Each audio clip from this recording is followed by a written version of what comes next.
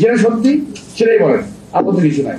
কিন্তু মিথ্যা কথা বলে কিছু কিছু লোক আছে বিশ্বাসযোগ্য মিথ্যা কথা বলতে পারে। এই বাংলাদেশ বুঝছেন, বিশ্বাসযোগ্য মিথ্যা কথা কিন্তু আপনি বিশ্বাস করতে বাধ্য। এত সুন্দর করে একটা মিথ্যা কথা বলবে যে সে মিথ্যা কথা আপনি বিশ্বাস করতে বাধ্য হবেন। এখন তো দেশ স্বাধীন, সমস্ত মামলা নিয়ে আসামিরা বিদেশ থেকে ফেরত আসছে বাংলাদেশে, আপনারা কেন আসেন না রে ভাই? আপনারা দেখছেন প্রবাস বার্তা। আমার বক্তৃতাগুলোকে কাট পিস করে এমন ভাবে জনগণের সামনে হাজির করা হয় যাতে জনগণ আমাকে ভুল। এই জন্য এখন বক্তব্য দিতে একটু খুব হিসাব করে দিতে হয়। ভাইরা, আজকে আমরা যখন এখানে বসেছি আর আমরা কথা বলছি, দেশের অবস্থা ওই সময় খুব একটা ভালো না। কিন্তু আমরা 17 বছর রাজপথে আন্দোলন করেছি। এই 17 বছরে বিএনপি প্রায় 5,000 কর্মী নিহত হয়েছে, 5,000-এর উপরে কর্মী গুম হয়েছে। আমরা মানে আমাদের মতো লোক সহ, আমার বয়স তো এখন 75, আমাদের মতো লোক সহ আমার সামনে আমার যে কর্মী ভাইরা আছেন এদেরকে সহ আমাদেরকে জেল খাটতে হয়েছে সময়ে, বছরের পর বছর, মাসের পর মাস। সর্বোপরি আমাদের নেত্রী দেশনেত্রী বেগম খালেদা জিয়া, আল্লাহ তাকে হাত দরাজ করুন, উনি মৃত্যুর সঙ্গে পাঞ্জাবে, আমি বলবো না, বলবো যে আল্লাহ রসুল রহমতে এখনো আমাদের মাথার তাজ হয়ে বেঁচে আছেন। আল্লাহ তাকে দীর্ঘায়ু দান করুন।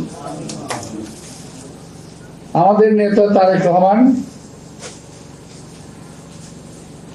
আজকে দীর্ঘদিন নির্বাসনে আছেন। উনি কিন্তু লন্ডনে বেড়াতে যান নাই, এই কথা আপনার নিশ্চয়ই মনে আছে। সাংবাদিক ভাই যারা ছোট ছিলেন, এত বছরে তো অনেক সময় পার হয়ে গেছে। উনি কিন্তু লন্ডনে প্লেজার ট্রিপে যান নাই, বেড়াতেও যান নাই। উনি লন্ডনে গিয়েছিলেন জেলবন্দি অবস্থায় চিকিৎসার জন্য। সুস্থ একটা মানুষ তারেক রহমান, যার সঙ্গে আমরা জেল খেটেছি। এই চকবাজার জেলে আমরা একসঙ্গে ছিলাম। আমাদের অ্যাক্টিং চেয়ারম্যান, বর্তমান অ্যাক্টিং চেয়ারম্যান তারেক রহমান সাহেব, তিনি হসপিটালে ছিলেন। আমরা ছিলাম একটা আমাদের যে আলাদা একটা এই জায়গা ছিল আমাদের সেল, 16 নম্বর সেল, 26 এবং কর্ণফুলি, এখানে আমরা ছিলাম। উনি মাঝে মাঝে আসতেন, আমার সঙ্গে কথাবার্তা বলতেন। ওই সময়, এখন থেকে আমি 2007-08-এর কথা বলছি। ওই সময় ওনার বয়স কিন্তু অনেক কম। কত বছর হয়ে গেছে? প্রায় 17 বছর না? এখন আজকে আমাদের একটি চেয়ারম্যানের বয়স থেকে যদি 17 বছর বাদ দেন, উনি নেহায়েতই অল্প বয়সের 40 করে একজন যুবক ছিলেন।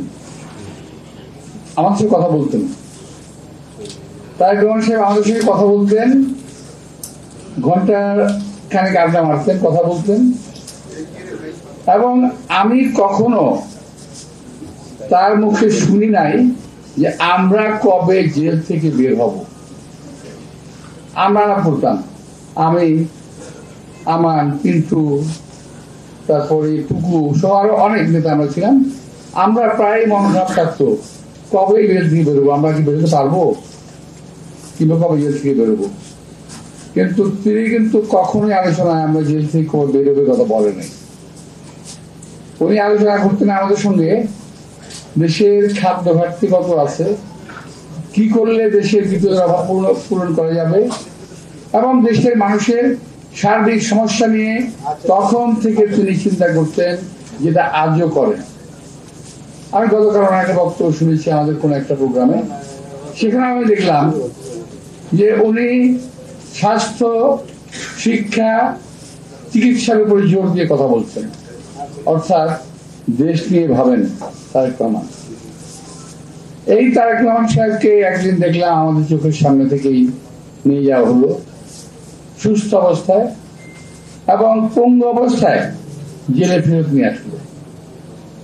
কি ভয়ঙ্কর একটা চিত্র আমরা দেখলাম সেদিন। আমরা পরে জানলাম তাকে উপর থেকে ফেলে দেওয়া হয়েছিল। তারপর কি জানি বলে, কি একটা চেয়ার ঘুরে, যেটা অনেক স্পিনিং চেয়ার, স্পিনিং চেয়ারে তাকে বসিয়ে স্পিন করা হয়েছে, এবং তাকে হত্যা করার কিংবা পঙ্গু করার এমন কোন প্রচেষ্টা নাই যেটা ওই সরকার তখন করে নাই। সবই করেছে তারেক রহমানকে শেষ করার জন্য। আল্লাহর অশেষ রহমতে অ্যাক্টিং চেয়ারম্যান হিসেবে আজকে আমাদের দলের দায়িত্ব পালন করছেন। এবং আমি বলবো যে আমরা এখন থেকে 20 বছর আগে ওনাকে যা দেখেছি, 20 বছর আস্তে আস্তে দেখছি অনেক তফাৎ। আজকে তারেক রহমান সত্যি সত্যি বিএনপির অ্যাক্টিং চেয়ারম্যানের দায়িত্ব পালন করছেন এবং সঠিকভাবে পালন করছেন। যারা একসময় তারেক রহমানকে পছন্দ করতেন না, তারাও আজকে বলতে বাধ্য হচ্ছেন যে তারেক রহমানের ভিতরে ম্যাচুরিটি এসেছে। বলে শুনতে ভালো লাগে আমাদের। আমি একটা ঘটনা বললাম, আমি বললাম না আপনার সাথে কথা বলবো, আমি ঘটনা বললাম। আজকে এখন একটা অবস্থায় এসছে আমাদের দেশের, নির্বাচন না সংস্কার। ভাই, নির্বাচন না সংস্কার যদি আলাপ করি অনেক লম্বা আলাপ হবে, করবো দরকার পড়বে।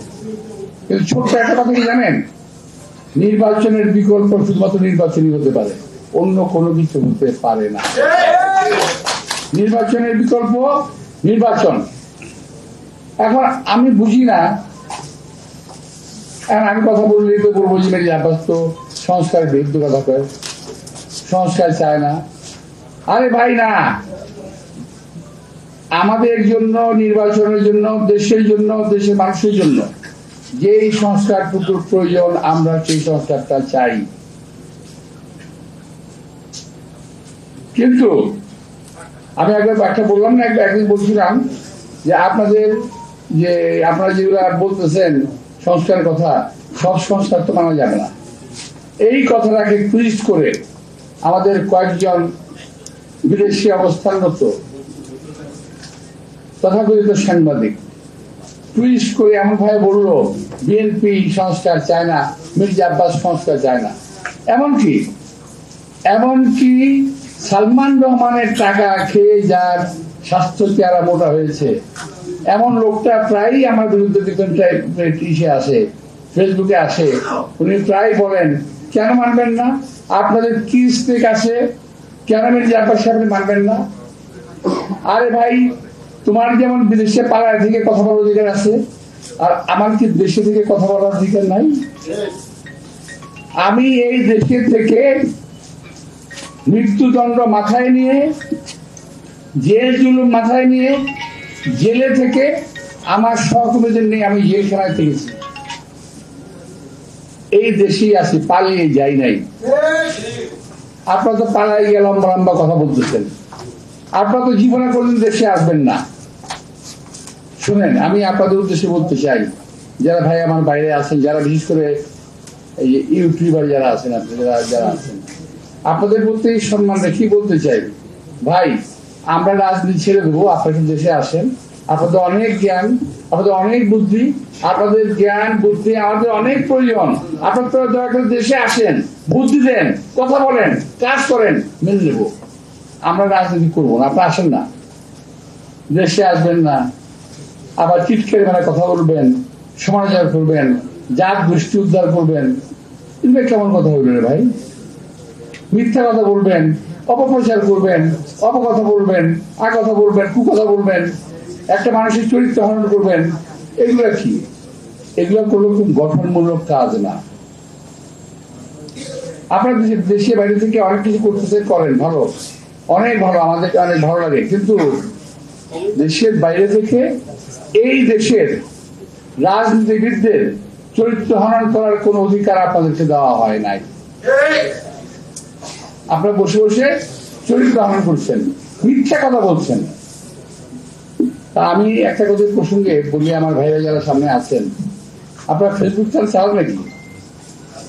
চালান? জবাব দেন না কেন? যার নাকি ফেসবুকে উল্টো পাল্টা কথা রাখে, জবাব দিয়ে নিয়ে নেবেন, সোজা হয়ে যাবে। জবাব দেবেন, এগুলো যদি জবাব দিয়ে দেবেন যা আপনারা জানেন সত্যিকার কথা। ওরা তো টাকা কামানোর জন্য এগুলো বলে, বলুক, আপনাদের টাকা কামানোর কথা নাই, আপনার জবাবটা দিয়ে দেবেন, মানুষজন জানবে। তো প্রিয় ভাইরা, আজকে আমাদের দেশের যে বর্তমান অবস্থাটা, নির্বাচন সংস্কার, আমরা সংস্কারও চাই, আমরা নির্বাচনও চাই। কোন সংস্কারটা চাই? যেটা দেশে মানুষের জন্য প্রয়োজন, অপ্রয়োজনীয় সংস্কার যেটা আরো বিপদ ডেকে আনবে এমন সংস্কার আমাদের প্রয়োজন নাই, যেটা বিপদ ডেকে আনবে। এখন একটা জিনিস, এখন তো সরকার চলতেছে, একটা সরকার আছে ভালোই, আমরা কথা বললে তো আবার কত মুখী কত কথা হবে, কিন্তু আমি তো কথার মুখ সামাল দিতে পারি না ভাই। আমরা খেয়াল করলাম, এক ভাই বলল আমাদের ওই যে ন্যাশনাল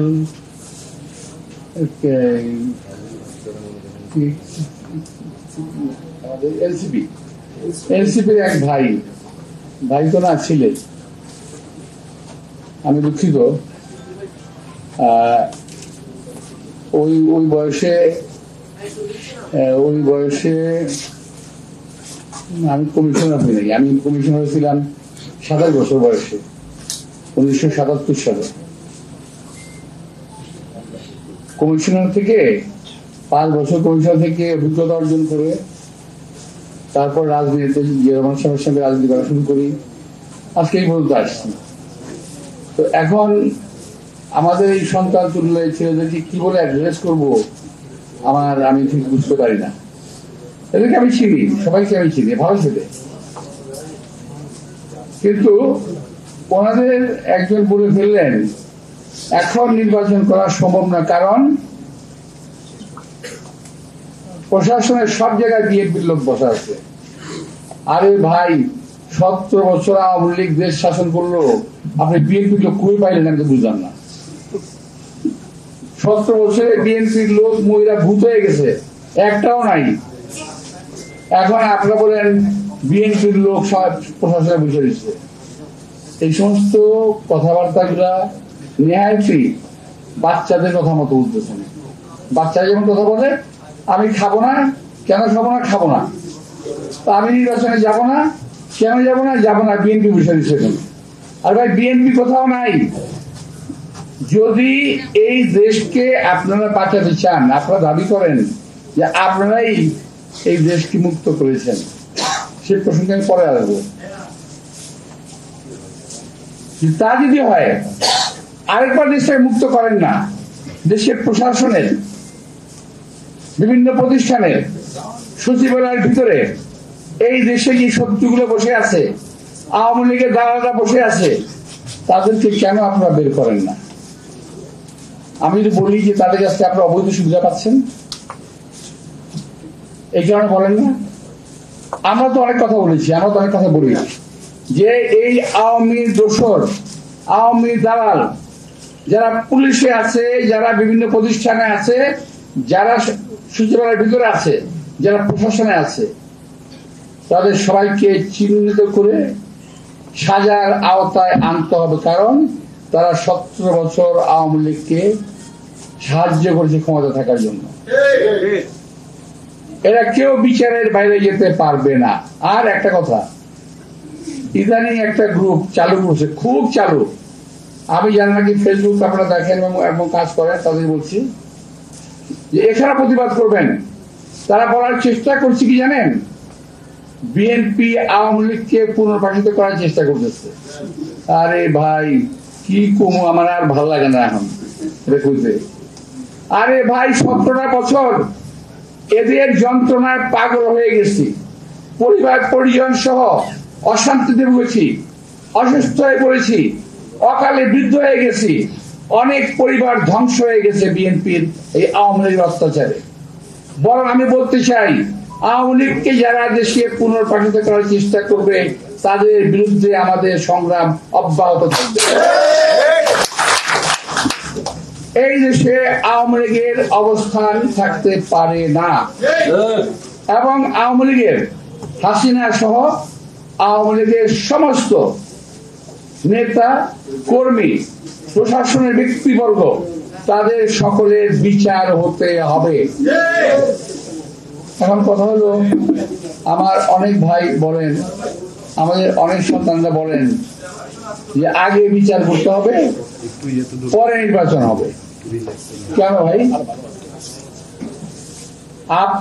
আপনারা তো আমাদের চেয়ে বেশি অত্যাচারিত না। যদি বলেন 5ই আগস্টের কথা যদি বলেন, আরে ভাই 5ই আগস্টে এখন তো বলতে গেলে তো আবার ভালো লাগবে না, আচ্ছা বলতে চাই না। 5ই আগস্টের আগে 14 আগস্ট 5ই আগস্ট আমাদের মনে আছে না? আমি তো নিজে রাজপথে ছিলাম ভাই, আমি নিজে কাকরাইলের মোড়ে ছিলাম, টিআরসির মুখে ছিলাম, তো হেলিকপ্টার উপর দিয়ে ঘুরতেছে ছিলাম, তো ওখানে আমি নিজে ছিলাম। তো এখন আমাদের 462 জন ছেলে, 462 জন ছেলে মারা গেল, 30,000 মতো আহত হলো, আমাদের কোনো অবদান নাই। আরে ভাই অনেকে বলে, আমার কথা এটা কিন্তু আমার কথা না, অনেকে বলে যে আপনারা তো সারেন্ডার করে ঘরে ঢুকে গেছিলেন। যদি প্রাইভেট বিশ্ববিদ্যালয়ের ছেলেরা না বেরোতো, যদি ইসলামী ছাত্র শিবির কিংবা বিএনপি না বেরোতো, যদি ছাত্র না বেরোতো, তাহলে কি অবস্থা দাঁড়াতো? সুতরাং কৃতিত্বের দাবিদার একা হওয়ার চেষ্টা করেন না, ক্ষতি হবে দলের এবং দেশের। কিভাবে দেশে ক্ষতি হবে? আমাদের দেশটা এখন একটা খুব খারাপ অবস্থায় আছে। আমাদের দেশের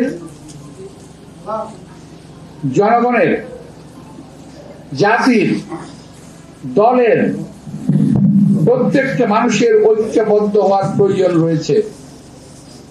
যদি বাংলাদেশের জনগণকে বিভক্ত করা যায়, এই দেশকে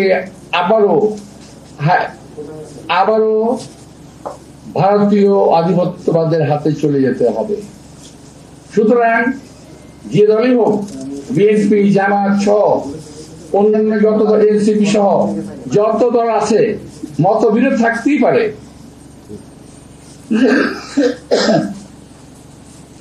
মতবিরোধ থাকতেই পারে আমাদের, কিন্তু জাতীয় স্বার্থে, দেশের স্বার্থে আমাদেরকে একটা কথা মনে রাখতে হবে, ঐক্যবদ্ধ থাকতে হবে।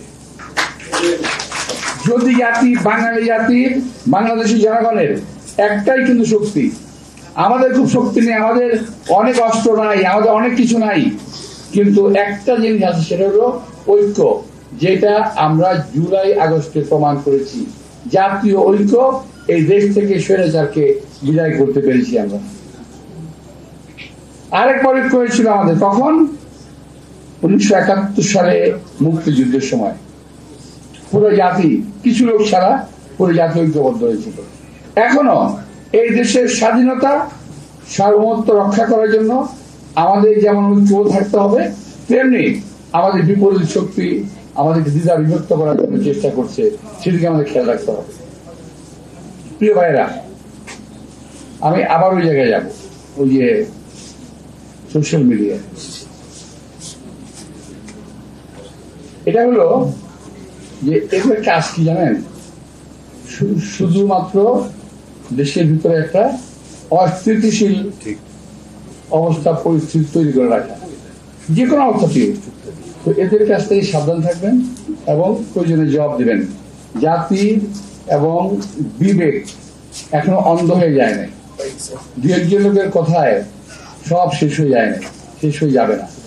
তো প্রিয় ভাইরা, আজকে আমাদের যে নির্বাচন ব্যবস্থা, এটা কিন্তু ধসে পড়া। এটাকে আজকে ডক্টর ইউনূস সাহেব ঠিক করার চেষ্টা করেছেন, ঠিক করছেন, নির্বাচন হবে। কিন্তু নির্বাচন নিয়ে কোন রকম ধোঁয়াশা সৃষ্টি করা যাবে না, যদিও এখন কিন্তু নির্বাচন নিয়ে একটা ধোঁয়াশা সৃষ্টি হচ্ছে। আমি আমার দিক থেকে বলতে পারি, আমার দিক থেকে আমার যে পলিটিক্যাল আমার যে অভিজ্ঞতা অ্যানালিসিস, এটা কিন্তু ভাই সাংবাদিক ভাই, আমি আবারও বলি, এটা আমার কথা, আমার দলের কথাও না, অন্য কারোর কথাও না। যা অবস্থা আমি দেখতে পাচ্ছি, আমি বলেছিলাম যে আপনাদের সব কথা তো মানা যাবে না। আচ্ছা বলেন তো, সবাই কি সব কথা মানছে? এই যে আলোচনা এই হচ্ছে এতদিন যাবত, সবাই কি মানছে? কেউ 10টা মানছে, কেউ 5টা মানছে, কেউ 15টা মানছে, এবং কারেকশন হচ্ছে। আর আমি যে এই কথাটা 1 মাস আগে বলছি, 2 মাস আগে বলছি যে আপনার বলবেন সেটা কারেকশন করবো, কারেকশন বলছে এখন কথা বলেন না কেন? লম্বা লম্বা কথা বলতেছি না, যা বলি ঠিক বলি। এখনো বলছি যে এখন যে প্রক্রিয়া হচ্ছে, আমি ডাক্তার প্রফেসর সাহেবকে শ্রদ্ধা জানিয়ে কথা বলতে চাই। এই কয়েকদিন আগে একটা লোক নিয়ে হয়েছে, কিনা কি নাম, এই কয়েকদিন আগে সুফিউল আমার একজন লোক নিয়ে হয়েছে। তো এই তো আওয়ামী লীগের প্রোডাক্ট, আরো আওয়ামী লীগের প্রোডাক্ট কিন্তু আপনার ডাইনে ভাই আছে। আপনি একটু দয়া করে ওদের কাছ থেকে সাবধান থাকেন, ওরা কিন্তু আপনাকে ডিটেল করে ফেলবে। আমি আবারও বলছি, সচিবালয়ে 4 জন, নাম বলবো না আমি, সচিবালয়ের বাইরে 1 জন, আমি নাম বলছি না, সচিব মর্যাদায়, উনি সচিব ছিলেন। এরা 5 জন, এবং আপনার উপদেষ্টা পরিষদের কিছু লোক আপনারা কিন্তু সঠিক রাস্তায় চলতে দেবে না। আপনার সারা জীবনের অর্জন, আপনি নোবেল লরিয়েট, সারা বিশ্বের মানুষ আপনাকে শ্রদ্ধা করে, আপনার সারা জীবনের অর্জন কিন্তু এরা শেষ করে দেবে। এই কথা শুধু আপনাকে বলতে চাই। আমরা আপনার সম্মান রক্ষা করে দেশটাকে সুন্দর করতে চাই। এই দেশ সুন্দর হবে, আপনি সফল হবেন, এই দেশটা ভালো হবে। আপনার সফলতা আমরা চাই, আপনার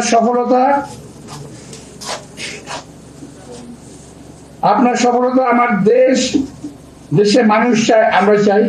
আমার নেতা তারেক রহমান সাহেব, তিনিও চান যে আপনি সফল হন। আপনার সফলতার উপরে নির্ভর করছে আমাদের দেশের স্বাধীনতা, সার্বভৌমত্ব। তাই আমাকে ভুল বুঝবেন না কেউ। আমি বলতে চাই যে আপনি দয়া করে এদের কাছ থেকে সাবধান থাকবেন। একে অপরকে আমরা দালাল বানাচ্ছি, এটা যেমন ঠিক না, আবার দালাল যে আছে এই কথা অস্বীকার করা যাবে না। সুতরাং এদেরকে চিহ্নিত করে এদের হাত থেকে বেঁচে থাকবেন। আজকে আমি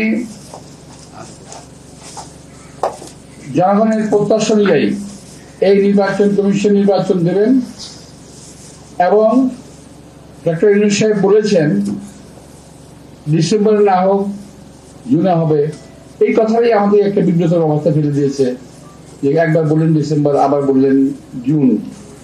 এই যে আপনাকে একটা বিব্রতর অবস্থা ফেলছে, তা আপনি নন।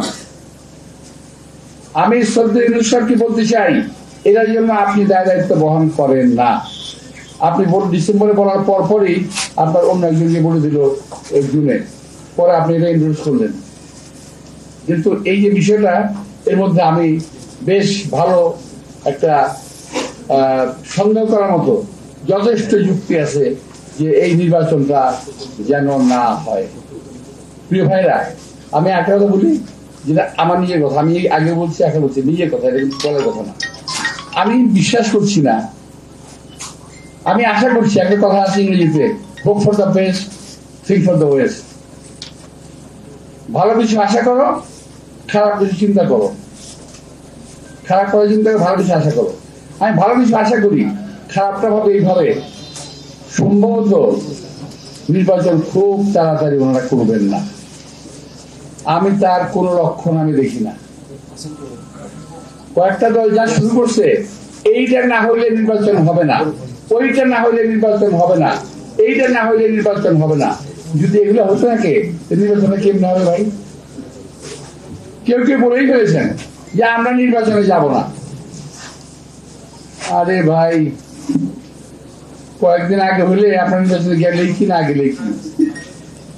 আমরা অসীম তো কেনা বাংলাদেশে, মানে আপনারা নির্বাচন যাবেন না, ধমক দেন, কোনো লাভ নাই। আমার মনে হয় নির্বাচনটা যথাসময়ে আমরা আশা করতে পারি। আমি খারাপ কথা বললাম যে hope for the best, think for the best, আমি খারাপ কথা বললাম, খুব দ্রুত নির্বাচনের সম্ভাবনা কম। আর ভালো কথা বললাম যে আমি আশা করছি নির্বাচনটা হবে। এখন এই যে দুটো কথা বললাম ভাই, কোনটা লিখবেন আপনারা? কোনটা লিখবেন? তুমি যে লিখে যাই যে নির্বাচন হবে না লিখবেন, না নির্বাচন হবে লিখবেন? ভাই লিখলে দুইটা ভালো করে লিখবেন, এটা কিন্তু উল্টো পাল্টা করেন না। এমনি এমনি লেগে দিয়েছে ব্লগার আমার পিছনে।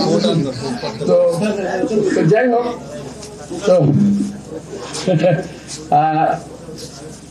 আর একটা কথা ভাই, সাংবাদিক আপনি বললেন আমার সম্পর্কে এই বেশ ভালো ভালো কথা আজকাল ব্লগাররা লিখতেছে। তো এখন আমি মনে মনে খুব চিন্তা করলাম, ওরা আমার বিরুদ্ধে কথা লিখতেছে, খুব আজে বাজে কথা লিখতেছে, মনটা খারাপ হয়ে যায়, আসলে খারাপ হয়ে যায়। কিন্তু দেখলাম ও আমি না, আমাদের মির্জা ফখরুল ইসলাম বলে ধরছে,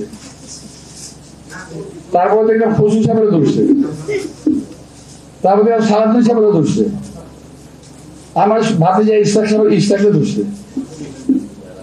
আমাদের গতকাল দেখলাম অ্যাক্টিং চেয়ারম্যান তারেক রহমান সাহেবকে বলছে, ওটা বলছে আরেক লোক।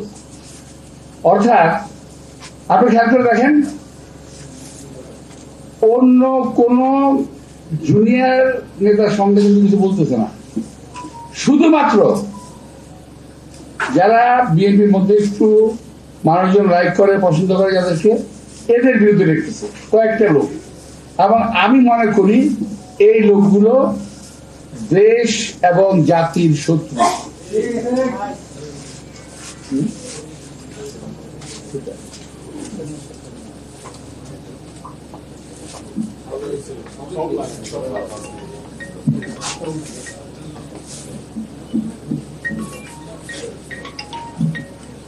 এটা তো হলো দাবি দেওয়ার মধ্যে পড়ছে। স্থানীয় সরকার নির্বাচন নিয়ে তো অনেকে বলে স্থানীয় সরকার নিয়ে নির্বাচন না হলে অন্য নির্বাচন হবে না। ভাই এগুলা নিয়ে আমি আগে দিচ্ছি না, অনেক কথা বলে ফেলেছি। তো যা বলছি এটাকে যদি একটু সামাল টামাল দিয়ে আপনি লিখতে পারেন, মানে বাঁচবো না। এটা কিন্তু তাই ব্লগাররা যে কি করবো এটা আল্লাহ জানে। এখানে পোস্ট মর্টেম কইরা এক এক অংশ এক জায়গায় ফেলাই দেবো নিয়ে। তো এটাতে যদি আপনি যদি দেখেন, যদি পান, আপনি একটু দয়া করে প্রতিবাদ করেন, দয়া করে প্লিজ। আমি এই অত্যাচারে একটু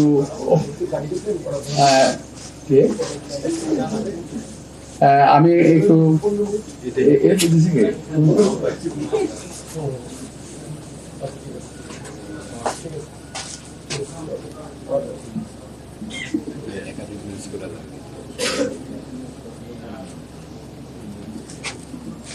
নির্বাচন নিয়ে তো বললামই।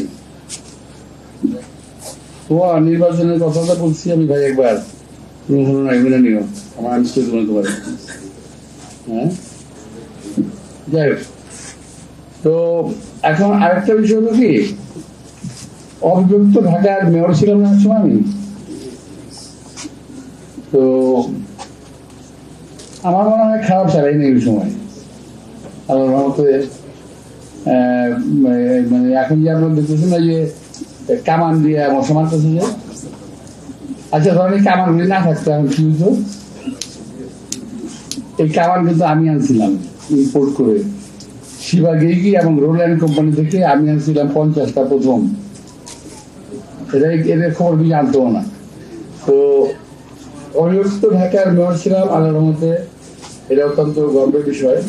ওই ঢাকাকে দুইটা ভাগ করলো এবং এটা আমার মনে হয়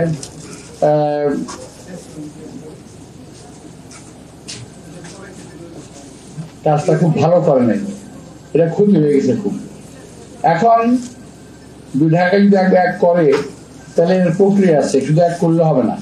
এখন ঢাকা অনেক বড় হয়েছে, এক করলে হবে না। প্রশাসনের একটা সুবিন্যস্ত একটা প্রশাসন তৈরি করতে হবে। এই ঢাকা মহানগরীর আন্ডারে পুলিশ থাকবে, সিটি গভর্নমেন্ট হতে পারে, এবং ওয়াসা, ইলেকট্রিক সাপ্লাই, অর্থাৎ ঢাকায় যা কিছু আছে এই জিনিসগুলো সিটি গভর্নমেন্ট আন্ডারে থাকবে, সিটি গভর্নর হবে, আর মেয়র কথা থাকবে না, যদি এটা হয় আর কি। এটা অফ দি রেকর্ড বললাম, এটা যেহেতু আমাকে লেখায় দিয়েছিল কথা বললাম। যাই হোক, আমি আপনাদেরকে আশা করি নির্বাচন সম্পর্কে আমার কথা পরিষ্কার করতে পেরেছি। দুই ভাইয়ের কথা বলেছি আমি, একটা ভাগ দিলে আরেকটা ভাগ দিয়ে ভাই, এক ভাগে দিয়ে না, তাহলে মুসিবত হচ্ছে আমার, তাহলে আমার একটু মুসিবত হয়ে যেতে পারে। তো এখন সকলের কথা বলার অধিকার আছে ভাই। আমরা অনেক কষ্ট করে কথা বলার অধিকার আদায় করলাম, এটাই খালি ওই কয়েকজন লোকের জন্য না, আমাদের জন্য। আমাদের কথা বলার অধিকার আছে। আপনাদের কথা আপনারা বলেন, আমি বলছি সত্যি কথাটা বলেন, মিথ্যা কথা বলে কারো চরিত্র হরণ করেন না। যেটা সত্যি সেটাই বলেন, আপত্তি কিছু নাই। কিন্তু মিথ্যা কথা বলে কিছু কিছু লোক আছে বিশ্বাসযোগ্য মিথ্যা কথা বলতে পারে। এই বাংলাদেশ বুঝছেন, বিশ্বাসযোগ্য মিথ্যা কথা কিন্তু আপনি বিশ্বাস করতে বাধ্য। এত সুন্দর করে একটা মিথ্যা কথা বলবে যে সে মিথ্যা কথা আপনি বিশ্বাস করতে বাধ্য হবেন। তো আল্লাহ তাআলা তাদের গুণ দিচ্ছে, তারা বিশ্বাসযোগ্য মিথ্যা কথা বলতে পারে, তারা বিশ্বাসযোগ্য কাগজপত্র তৈরি করতে পারে ওখানে বসে বসে, কিন্তু তারা দেশে আসার কোন সুযোগ তারা পায় না। এখন আমি বুঝলাম না, এখন তো দেশ স্বাধীন, সমস্ত মামলা নিয়ে আসামিরা বিদেশ থেকে ফেরত আসছে বাংলাদেশে, আপনারা কেন আসেন না রে ভাই? আপনারা কেন আসেন না দেশে? আপনাদের তো দেশের প্রয়োজন।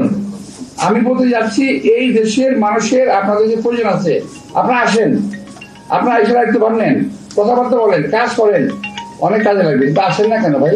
এই যে আপনি একটু দিয়েন। আমি আপনাদের সবাইকে আন্তরিক শুভেচ্ছা এবং ধন্যবাদ জানিয়ে এতক্ষণ পর্যন্ত আমার প্রলাপ শোনার জন্য আপনাদেরকে আমি আবার ধন্যবাদ জানিয়ে বক্তব্য শেষ করছি। আল্লাহ হাফেজ। আসসালামু আলাইকুম।